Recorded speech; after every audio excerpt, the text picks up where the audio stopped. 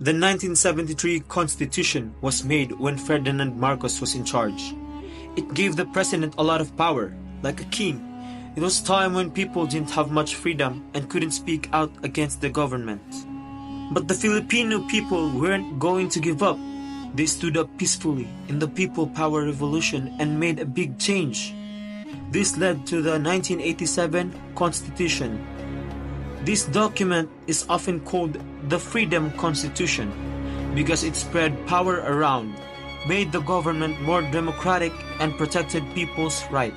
We'll compare these two constitutions and see how they're different.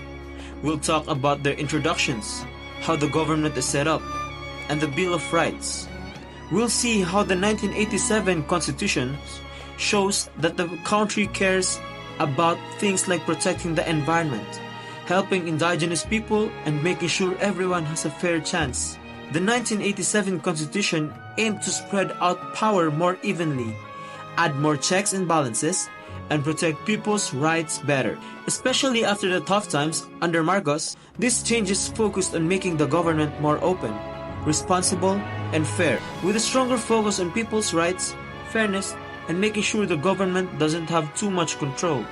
We'll also look at Article 11, a really important part of the 1987 Constitution. It's about making sure government officials do the right thing and are held responsible for their actions.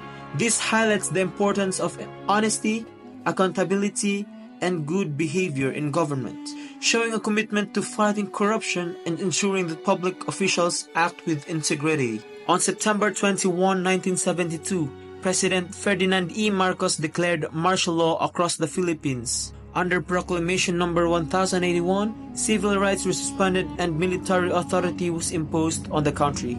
Marcos defended his decision, claiming he needed additional power to quell the rising violence allegedly caused by communists. He also stated that martial law aimed to eradicate the roots of rebellion and promote rapid national development. But many believe Marcos' true intention was to consolidate his power and suppress the opposition. Under martial law, widespread human rights violations occurred.